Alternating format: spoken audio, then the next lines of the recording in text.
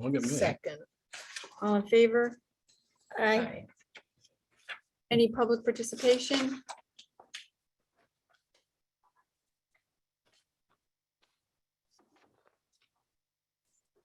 Josh, is there anything? No. Thank you. Okay, discussion and next steps. Torrington Board of Education Policy 5193, student privacy, parental access to information, administration of certain physical examinations to minors. Okay, so this is a little bit of a story that I think bears telling. Jess actually mentioned this a couple of meetings ago. And then I'll just full disclosure, I forgot to look into it. She brought it up again after last month's meeting at Vogel. Kim and I went back the next day, pulled it up, and found that our policy 5193 is essentially kind of just like a bunch of policies kind of dumped into one.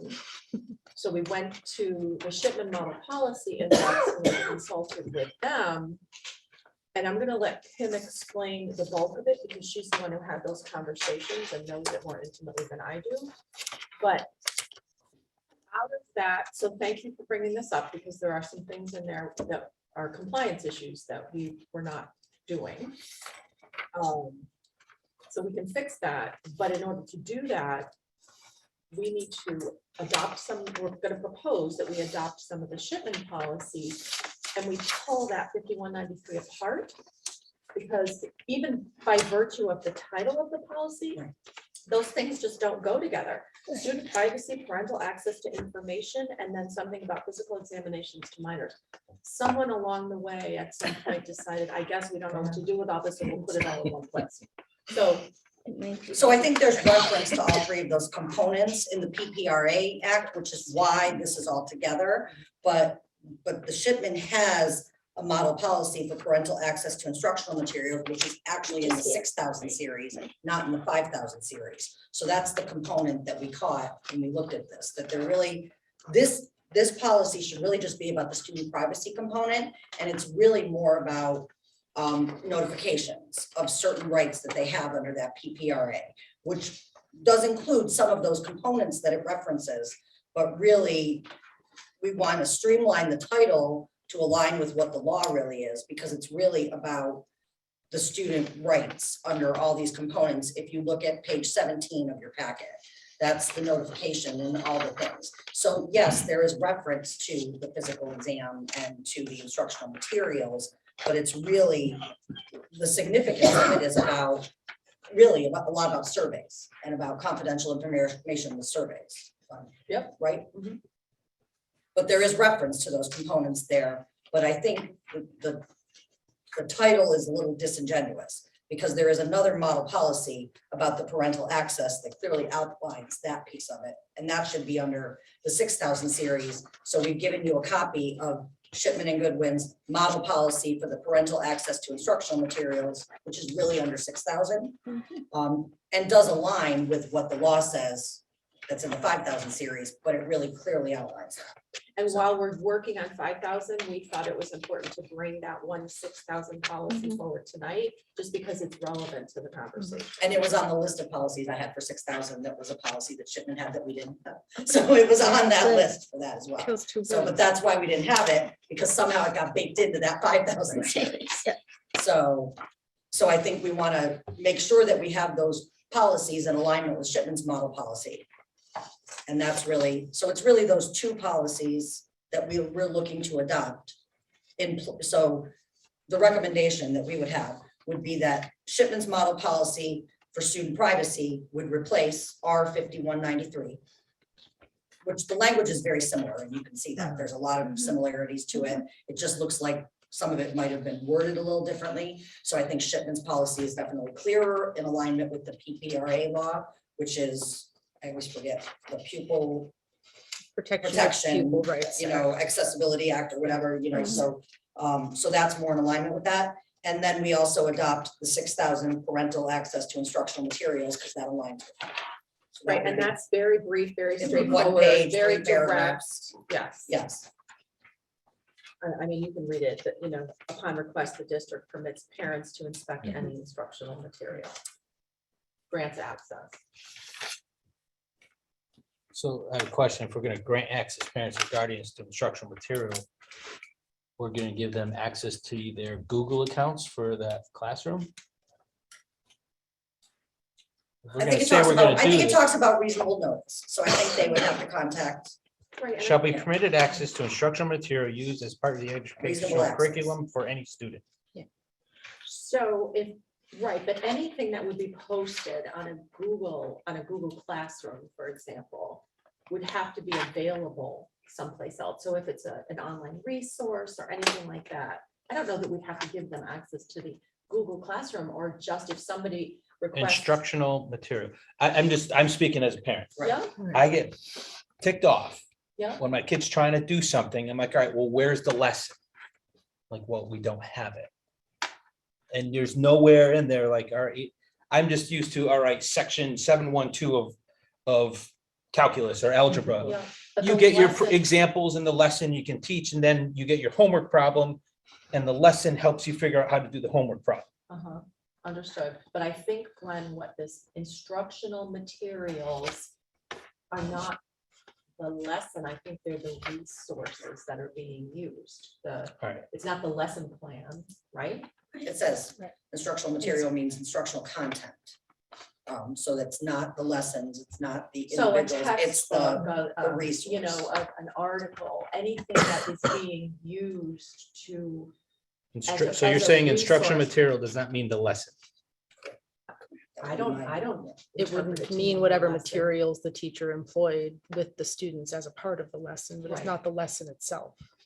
It's a bigger, broader. So if a scope. teacher uses a magazine article as part of Right. the lesson, that would Okay. be an instructional material. Right, the lesson that, because you're thinking lesson plan, but lesson plan wouldn't really help a parent Right. tease out what you're looking for. I think what you're thinking is, okay, I want to see the calculus textbook so that I can look on page 81 and backtrack where this is going. It gives them instruction on how to Yes, do the test. yes. and- That, to me, that's instructional material. And correct, but if a The textbook. textbook were being used, then yes, Yeah. that is instructional material, and you, as a parent, would be able to request access to that.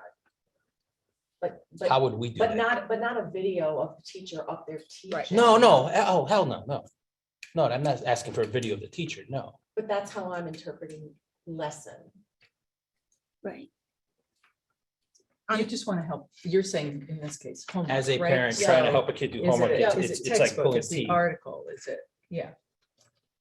Because you get the photocopy of the lesson and sometimes it's on a 45 and half of it's cut off or the sentence is cut off at the end. You don't really see everything all the Mhm. time. So like, all right, what's the lesson? How can I help you do this, Yeah. I understand. this problem? And there's no instructional material to reference to help the kid do their homework. Mhm. I understand where you're going. So if we put a policy out like this, then we need to be able to support it. That's all I'm saying. They already have the legal right to request that. Right, that's the law. So I have a legal right to request. to that. request instructional materials. I But I do. think his a definition of instructional material. It's is a little different. bit And it was Yeah. actually Right. in 5193.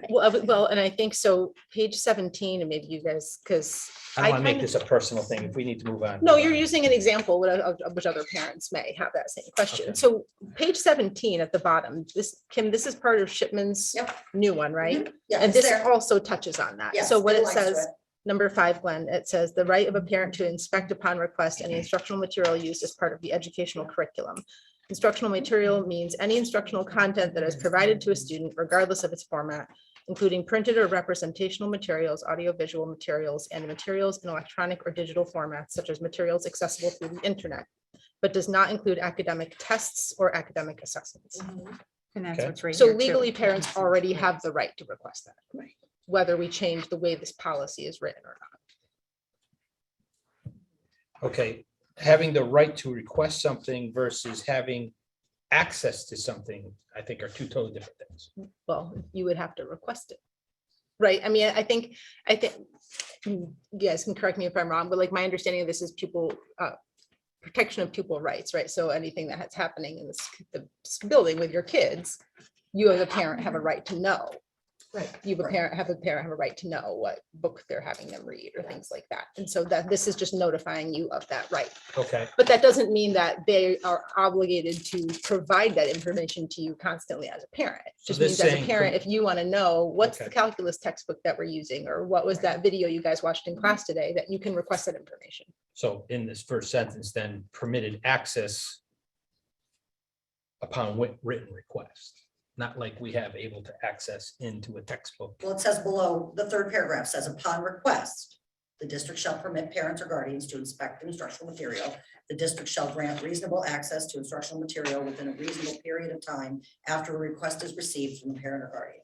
So that clearly outlines that in the series 6000, which is why we felt it was important to have Yeah, that both policies fleshes it out a little more. adopted together because they align together with Fair that component of that All right, Charlie. first policy, and this one kind of outlines what that looks like. Mark, can I put you on the spot? Well, most of that for us would be on our grid. So like everything we use goes on our grid. So it would all be there, What's a grid? The lesson planning. the lesson plan. So I think in theory, if a parent made this request to make a request for materials through this policy, I feel like that would go through Mrs. Ferguson. And then we wouldn't give them your lesson planning grid, but we'd provide them the resources that might be in that lesson planning grid. right. So, But the parent can also ask the teacher. sure. Yes, yes, yeah. And that would probably be the first. Yeah. Which I do, approach. and Right. That's I probably would gladly better. give that Yeah. over, Yeah. so, but I'm just saying. Have if it went to you the point of- had experience with that? Yeah, typically the parents go straight above us when they want to ask that question, but save us a step. Yeah, yeah. Glasses half full. We taught some religious, well, world religion. and stuff. Some parents got, well, heated with some stuff. They were fine. Well, and I think something like this, I mean, sometimes what's presented in the classroom is not necessarily the way that it's perceived, and then it's not necessarily the way that it's translated when a kid gets home too, Mhm, you know? mhm. And that's just the nature of the beast. So if a kid comes home and they're like, oh my gosh, we learned today about, Islam, and we only learned about Islam, and that was the only thing we learned about today. The parent might be like, oh my gosh, well, that doesn't sound very fair, And our right? Why would teacher they said only everybody learn should about? convert to Right, Islam. and then the parent can reach out to you and you can be like, well, this is what we would have, this is an overview of different religions and why they impacted history. And this was the one we were talking about today, right? And it may be, so then the teacher Sounds like you were in that. has an conversation. opportunity. I wasn't, but that's not surprising. But it Because those are the types of questions that parents have, and there is some distrust between parents and the public education system right now. So having parents be aware of a policy like this helps them, I think, know that they can reach out and get information. Right, and there's been a lot of stuff that was taught for 200 years, and the last couple of years, it's different engagement. And that's what makes it hard at home. And I don't mean to sound like a Debbie Downer, but we all want to advocate for more involvement of parents at home, helping teach their kids. I've been fortunate, my kids are fairly smart, other than not be able to get out of bed and get to school on time. They do pretty well. But having other kids that may be challenging, it's difficult to try and help your kid with a lesson without a textbook, without anything to reference, because all you have is the homework questions. Like, how do you, I don't know how to do that homework. I don't know how to do that problem. There's nothing to reference. So it's difficult. If we want parents to help and get more engaged at home, how do we help them get engaged at home? I don't know. It's just a question. I'm just giving you from my perspective as a frustrated parent trying to help your kids do homework at home. A lot of times there's no resources for us to do it because they don't do long division anymore. It's a different, they do things a different way. So how do you help them without trying to understand how things are executed? So Mark, how do you deal with it when We have- parents call and they say, okay, I need that article or that information so that I can help my kid understand? So when we're planning, we put everything in the district lesson grids. So that's that all of our resources go there. And then on a daily basis, we put everything in our Google Classroom. So that would be an overview of what the lesson is and all the materials we would use, Which the kids should have access to. which the kid should have access to. And my thinking is if the kid has access to it, the parent virtually has access to. Open up your classroom and show me what you did today. And you know, like if you want to look at mine later on, I can pull it up for you, but it has day after day after day after day. So you could see the scope and sequence of things. You could look through it like I don't have the ability to hide anything really if I wanted to. You know, it's all there, you know, so. Okay. So if a parent called and said, well, what are you teaching? I'm like, well, you know, come on in, let's open up this and you'll see exactly what I'm teaching. You'll see where I was, you'll see where I'm going. You know, it's all there. It's all laid out. I would imagine it's the same most 6 to 12. So it should all be in Google Classroom. All my stuff's in Google Classroom. Like, Okay. even if I'm teaching a lesson High. where they don't open their computers for the day, it's in Google Classroom because if somebody's home for the day, they could open it up and do the lesson themselves. You got to charge on here. I'm kind of sidetracked. That is my apologies. No, it's a really good Yeah. question, and I bet a lot of parents share. have that. And that's the type Right. of situation where knowing what your rights are is helpful. Because it's changed, right? I mean, you made a really good point. Mhm. I mean, I'm dating myself here, but we had a textbook for every single subject. and Mhm. We lugged home with us every single day, right? And then- Without backpacks. We didn't have Right, Right, backpacks. right, then. right. right, a Scoliosis. strap Yeah. around, exactly. Yeah. But you have it, and it's not like that. Right. It's rare Mm. these days. Yeah.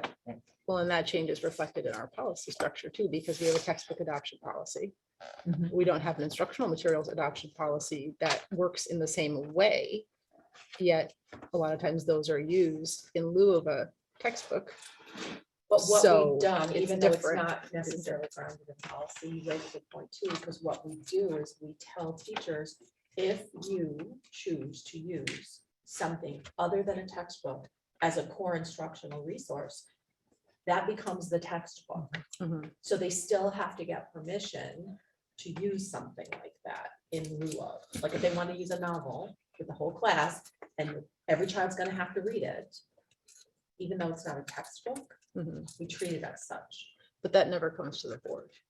Well, because So these things, that's are where because honestly, I The can tell policy you, is daily updated. well, yes and no, we have work to do in that arena. Mhm. Some of the textbooks at the middle school, for example, they're still reading a novel that they've had, I think it was copyrighted in the 70s. Hmm.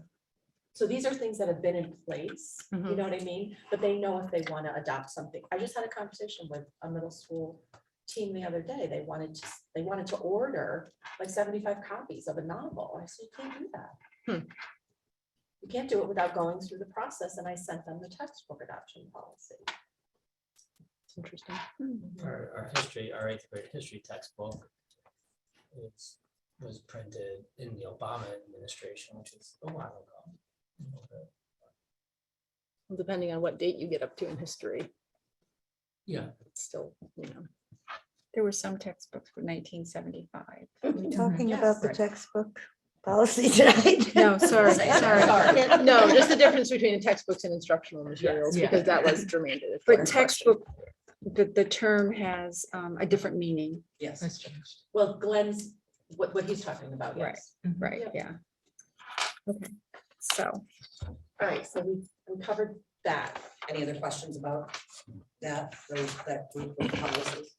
so A, B, it's, and C. So we're talking about A, B, and C on A, the B, and C. agenda. yeah, A is our policy, and what the recommendation is that we adopt C to replace 5193. It would be, unless I didn't see any discrepancies there, so it looked like it was pretty well aligned. And then we would additionally adopt B. We would have to create a new series number in the 6000 In the series, which I'll 6000. work with Sue and Marissa to get that done, but we would adopt that as well, so that we adopt them at the same time. and then that, and we eliminates eliminate our A. current 5190. Right. I Okay. mean, we're gonna still do 51. We'd use that number. Correct, letters, correct. so- It'll be replaced, yeah. Right. So then we will bring that to the full board. Mhm. Good, okay. Let's move on. Okay, so D and E we take together, and the story continues with Sue's story. Because what we were trying to do was be thorough, what I did was Google all of Shipman's model policies that had the word privacy in them. So that's where the next ones have come up. So our FERPA policy 5028, when looking at Shipman's model FERPA policy, which is confidentiality and access to educational record, our policy, I think, is 3 pages and Shipman's is 49 pages. So I felt like there was a little work to do there to look Holy at, moly. maybe making sure that our policy was thorough and substantive to align with the model policy. Can you direct us which one you're actually talking about here? Yep, so it is on 23. page- Perfect. got it. 23. Yeah. Yeah. Starts At page 20, which is our 3-page current policy. And then page 23 starts Shipman's model policy, which goes all the way to 52, I think, right? 82. Is that 51. Yeah, 52. I think you're right. Pam.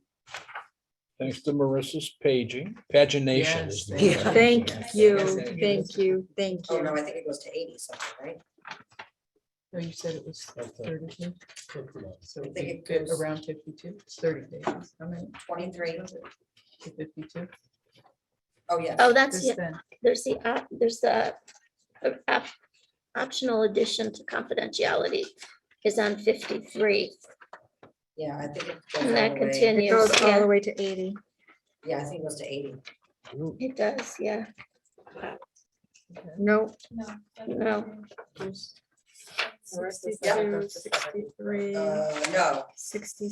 69, sorry. 71 starts our policy, 5071. So 69 goes up to 69.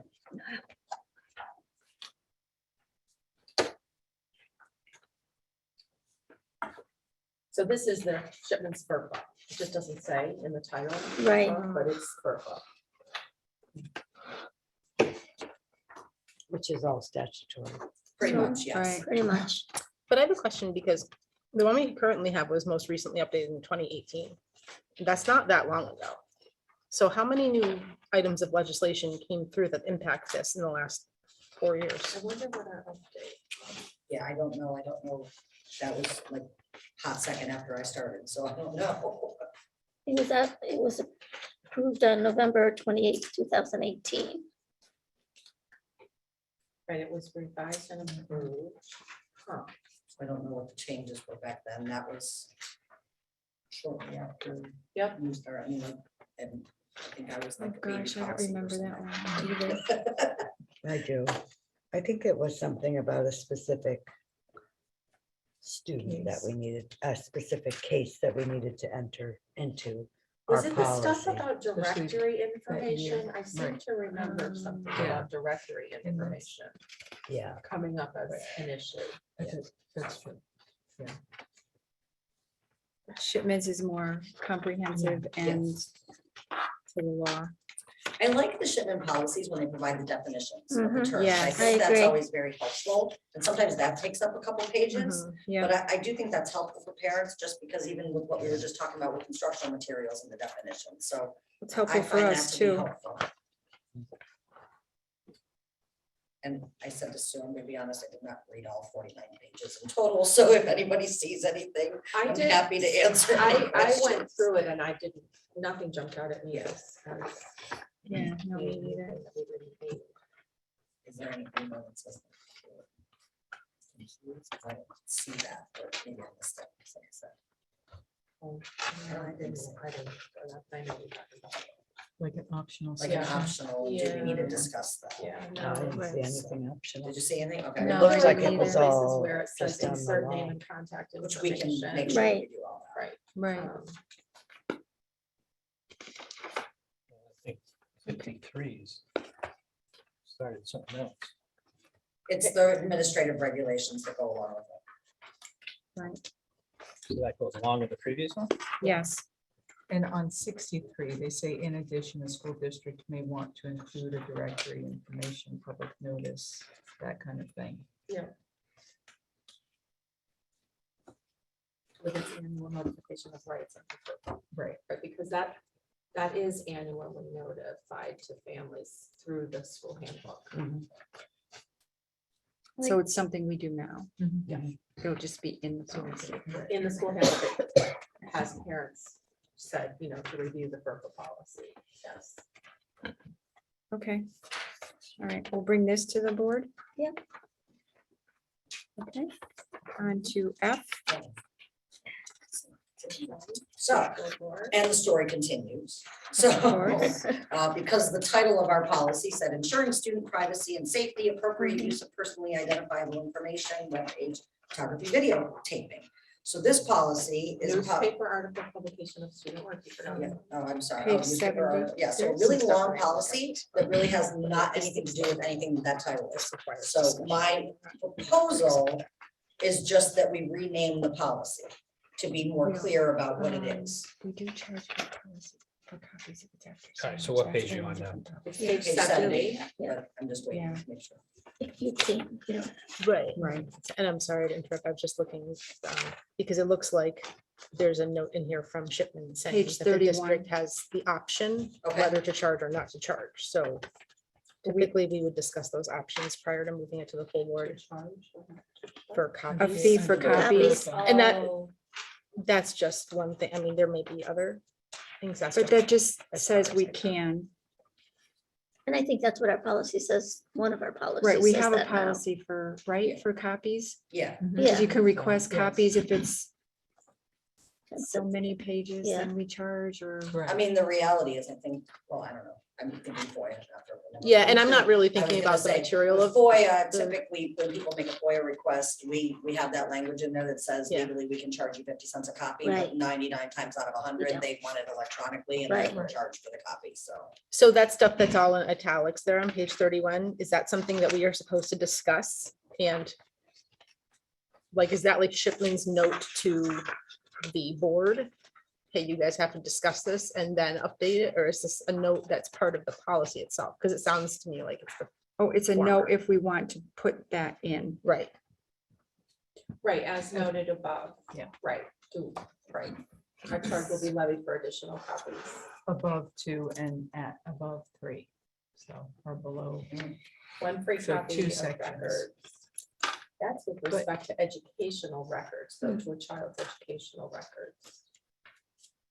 Like, right. So if I parent- graduated we 20 years don't. later and I want to go back and get my high school transcript, Yes, But I think that's saying you can get it once for if free. you want it Right. again. I mean, I think you should have the ability to charge in there in case somebody's losing Right. their stuff every Right. year and we have staff I having think they to charge me like make $20. copies. Yep. For the first time. You had quite a record. Well, my high school transcript? Okay, That wasn't very long. So we want to keep the language in. the I want it, yeah. Yeah. Okay, and then on So- page 41. it looks like there's another. I mean, the italicized sections to me look like Usually there, those are that's sections something that that we we have. an were option supposed on. to Yep. change. Oh, no, on 41, it's just insert name. and Insert contact. name. Yeah, yeah, So we that's just easy, we discussed just that do that. before. Yeah. They mentioned that before. They would insert the name and Okay. contact, yeah, sorry, must have zoned out for a second. that's okay. Understand. Lots of pages. That's why I said I did try to look at it, but. So back to what Kim's suggesting, we just want to rename it so that the name of the policy really, We're on item F now, just so that. right, oh, we're back to right, sorry. item F. Says what it is. Did they hear, Because did right they hear now- the story or do you need me to say the story again? Say the story again. Okay, so That's my as I said, I Googled anything with the name privacy in it for the shipment policy, yes, you but I did say looked at ours as well, and this long lengthy title of our policy Page 70. really is not any of what that title says. Right, it's a total If you misnomer really for the look at what the policy is really about media permission for kids. So it's really just like we do media permission for our staff, it's really about the media permission for the students. It really doesn't have anything to do with the PPRA or any of those privacy regulations that are there. So I just suggested that we rename it to be what it is, to make it clearer for our families and everybody to look at our policies. So the suggestion for the name is media publication of personally identifiable information. I think that would be clear as to what this policy really references, but I'm not recommending any changes for the policy, just that we rename it to make it clear what this policy really is, and why this policy is different from the student privacy policy. So on page 72, We're on Is it- 70. 70. yes, but on page 72. Yeah. Is the permission, Right, which is why Which is I but on want, page yes, 70, we want that title. yes, Keep everything as is, just change the title. yes. Okay. I didn't even catch that, but that's what the form was titled. That must be where I got it. Much more clear. Sounded It good, took though. 3 of us to go through all these policies and figure all this out, so. Okay, so we'll bring that to the Board of Ed. So, yeah, Yes. Yes, all right. Took it all. okay. G, Okay, so the next, so G is in continuing with series 5,000 is a policy that Shipman had that we don't have a policy. we on. didn't have, right? So we're just going back to our crosswalk, looking at policies that Shipman has as a model policy. Something that I believe that everybody is doing at the sites, but Yes. it's just, we didn't have the policy adopted and it was in Shipman's model policy. Mhm. So Okay, we're back on the crosswalk. okay, back to the BOE.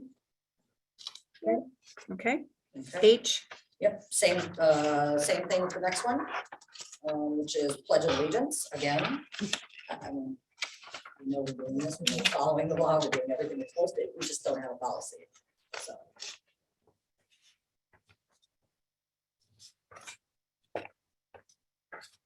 those students who wish to do so, okay. Okay, to the BOE. I, And And then the last one is that one that is really mostly about DCF. And it's more transportation, procedural, but it's in Shipman's policy. and again, I think we're doing all of We're this. doing all of these already things. Following all this guidance, we just didn't have a policy.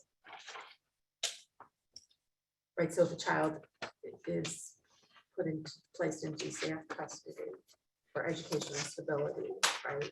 They remain in school, and we work with our partners to transport the kids to and from school. We do all of this, we just don't have it in writing anywhere. okay.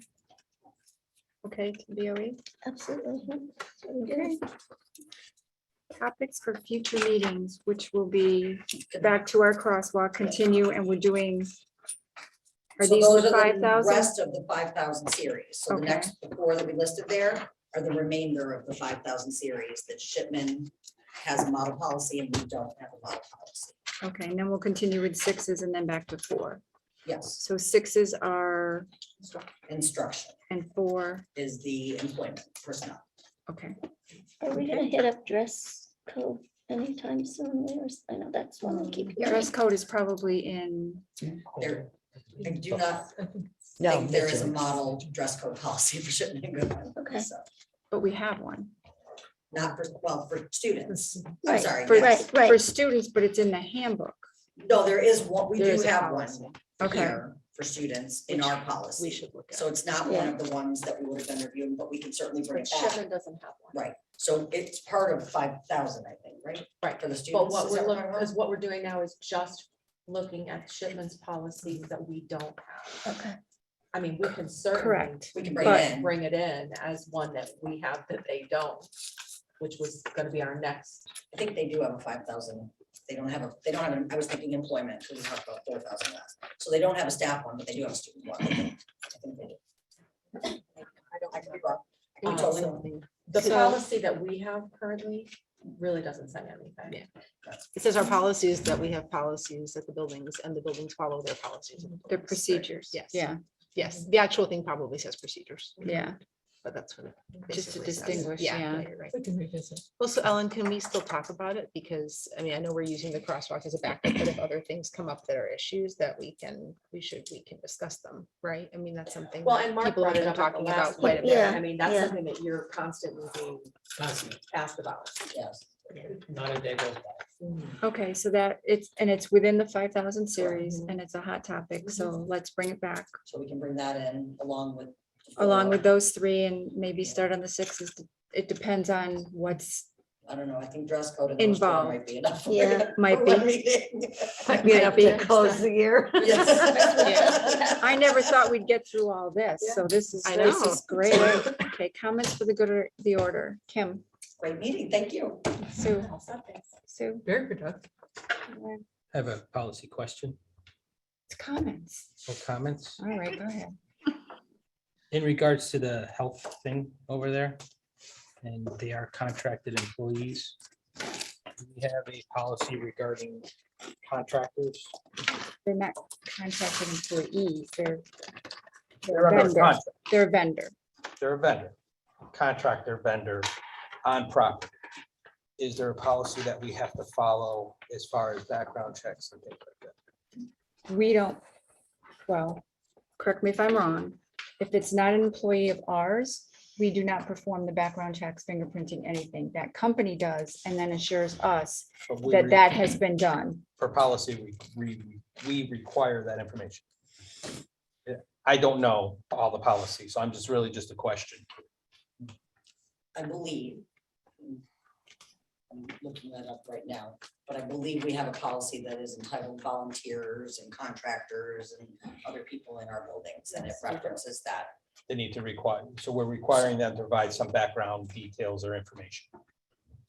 School We- volunteers. It's probably in the student interns, and other contract with the health So center. that is Right, what right, that they're governs checking. that, and Right. there's statutory language around that about what the contractor has to provide, and to Ellen's Right. point, they have to follow all the same statutes when they provide people. in Have they schools. followed the statutes of the policy? That's really my question. I don't know what the policy is. I haven't read it. I don't know what it is, but But what do you mean? whatever's in that policy, whatever they're So supposed say to if you're a provide. vendor and you have 12 people and they're coming on site at a school, right? Yep.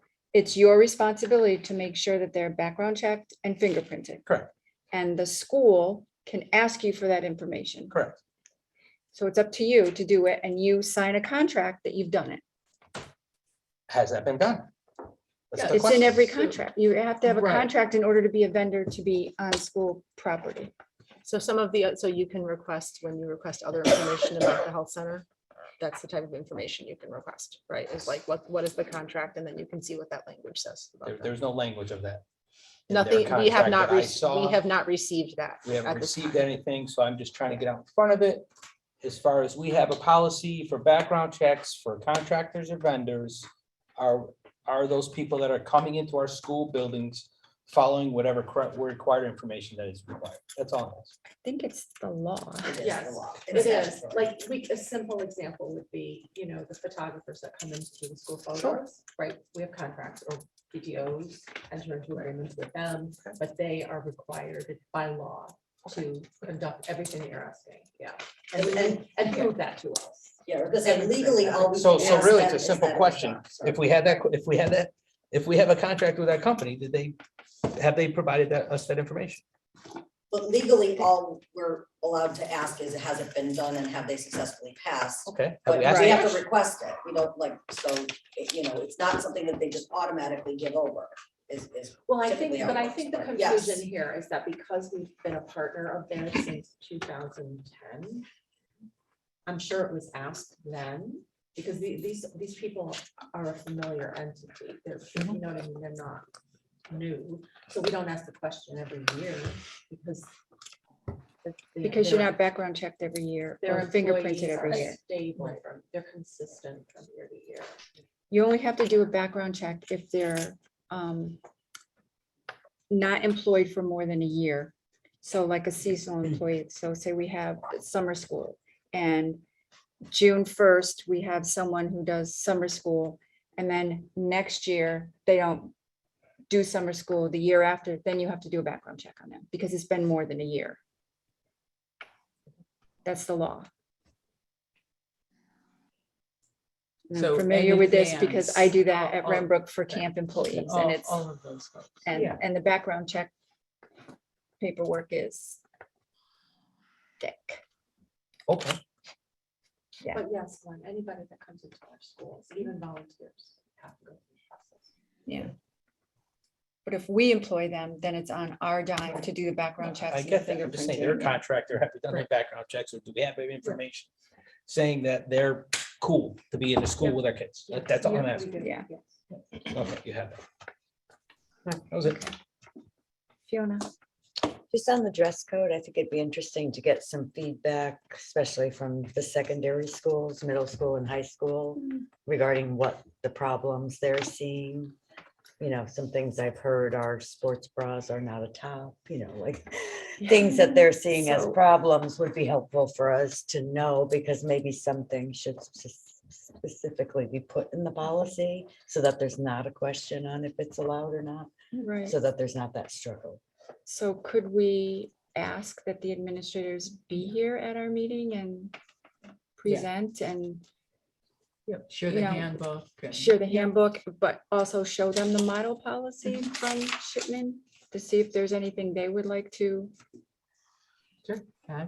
I think even reach out to the unions to see, you know, the teachers in the classroom, they see stuff too, that, you know, just overall, or have them report it to the administrators to bring to the meeting or something, just so Or that. if anything you hear. You hear, or yeah. Know firsthand, or anyone who wants to come and speak to that. John? Very efficient meeting. Congratulations. Jess? No, just, I was gonna say, on the dress code, it would be good for us to be provided with what is written in all of the handbooks. Too, because our Yeah. current policy correlates to the handbooks. It references the handbooks. Yeah, and it's changed. I mean, the handbooks have changed in the last few Mhm, years mhm. too. So maybe if we could see what the previous policy was in the handbooks and what is the current one, because I think that they were reworked at the middle school and high school within the last year or so. Okay, so what would be the point of saying previous? Well, I think because substantive changes to the handbooks in the past we had discussed were supposed to come to the board. And I am not aware that that happened. That's a separate item. Yeah. You're talking about dress code. We're not looking at the whole handbook. I'm not We're talking just about, about I said the code. dress code portion. We can. That's what I'm I'll saying. try that, Jess, But I Yeah. honestly don't know if they keep various iterations because everything's electronic. I don't know that I've Yeah, been able to Yeah, even it's get changed. last year's, or you know what I mean? I I mean, think the- last year's student handbook is still online. I was gonna say, you could probably find it in a Google search. I'm just saying because it could inform our discussion if changes had recently been made. Do we want to go and change things back to the way they were a year ago? I mean, that would just be good to know the history of the thing, of the conversation. We can try. We can try Yeah. to look for it. Sure. That's what I'm saying. It's just a Maybe lot of there's a- changes in it. maybe there's a admin. Do you have all Print your copies. student handbooks? that you've Right, got but you should all? see- Yeah, I have Keep them them from, all? yeah, from all the years You I kept was them here. all? Yeah, I have a Works copy of for you. each one. I was here so long ago that we typed it on a computer and printed it out. Really? Mimeographed it? No, that's- Being what? Really, it went from there being lots of bullets to big sentences. You know, it was no halter tops, no spaghetti straps, no, and I feel No like, flip flops. and I feel like that No kind of all, hats. I feel like that kind of all went away, or it was reduced. You know, it's a concern for the middle school, I think, more than the high school, but I don't. Because people are experimenting more at that level. The elementary level, we just used to make them turn their shirts inside out, but there was something they shouldn't be wearing. I'm good. Good meeting, thanks. though. Marissa? Very efficient meeting. Thank you. I think. Is it Laura? All set, thank you. Ally? I'm good, thank you.